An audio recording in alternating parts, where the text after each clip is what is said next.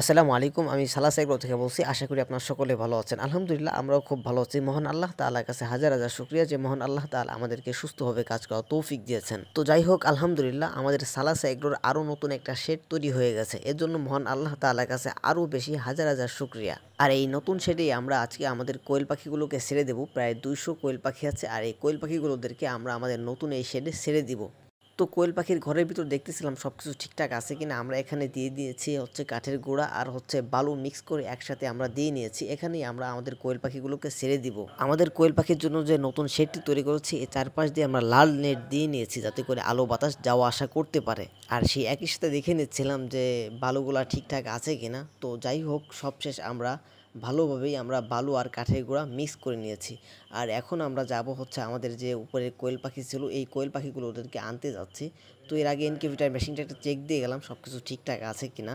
যেহেতু আমাদের ইনকিউবেটর মেশিনে ডিম রয়েছে এই ডিমগুলো ফুটে বের হবে আর ২-১ দিন পরে। অনেকে আমাদের কাছে জিজ্ঞেস করেন যে আপনারা কোয়েল পাখিকে কী খাওয়ান বা কী ভিটামিন খাওয়ান। আমরা আমাদের কোয়েল পাখিদেরকে জিস ভিট যে ভিটামিনটি আছে এই ভিটামিনটা আমরা আমাদের কোয়েল পাখিদেরকে দিয়ে থাকি। তো যাই হোক আলহামদুলিল্লাহ দেখতে পাচ্ছেন এখানে প্রায় ২০০ কোয়েল পাখি আছে। আর এই ২০০ কোয়েল পাখিকে আমরা আমাদের নতুন শেডে ছেড়ে দিব। যেহেতু এদের থাকার জায়গাটা খুবই কম হয়ে গেছে, এখানে গ্যাদারিং হয়ে যাচ্ছে, তো যার কারণে আমরা এখানে রাখবো না। আর আমাদের এই কোয়েল পাখির বয়স হচ্ছে ২০ দিন বয়স। আমরা এখানে 0 সাইজ থেকে নিয়ে ২০ দিন পর্যন্ত রাখি। আর ২০ দিন পরে আমরা হচ্ছে নতুন আরও একটা শেড তৈরি করেছি, এই শেডে আমরা দিয়ে দিব। সেই একই সাথে খুবই আনন্দ লাগতেছে যে আমাদের কোয়েল পাখিগুলো বয়সের তুলনায় খুবই বড় হয়ে গেছে। যেহেতু এদের বয়স ২০ দিন আর এই ২০ দিন তুলনায় আলহামদুলিল্লাহ আমাদের কোয়েল পাখিগুলো খুবই বড় হয়ে গেছে। কারণ আমরা কোয়েল পাখির সামনে সবসময় খাবার রাখি, কখনোই আমরা খাবার ছাড়া রাখি না। আমরা সবসময় কোয়েল পাখিদেরকে আনলিমিটেড খাবার দিয়ে থাকি। ডিম পাড়ার আগ পর্যন্ত সবসময় ওদের সামনে খাবার থাকে।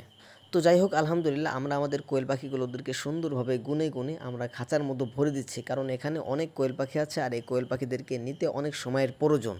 এখানে অনেক বলতে প্রায় ২০০ কোয়েল পাখি আছে। আর এই ২০০ কোয়েল পাখিদেরকে আমাদের নতুন আরও একটা শেড তৈরি করেছি আর ওই শেডে নিয়ে ছেড়ে দিতে হবে।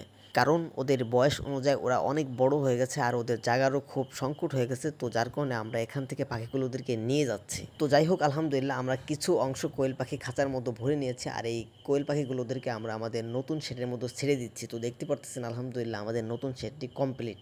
তো যাই হোক আলহামদুলিল্লাহ আমরা আমাদের কোয়েল পাখিগুলোদেরকে নতুন ছেড়ে দিয়েছি আলহামদুলিল্লাহ। আর আমাদের কোয়েল পাখিগুলো কোটি কোটি পায়ে হাঁটতেছে আর ছোট ছোট ওড়া দিচ্ছে। তো যাই হোক সব শেষ আলহামদুলিল্লাহ, খুবই ভালো লাগতেছে নিজের কাছে।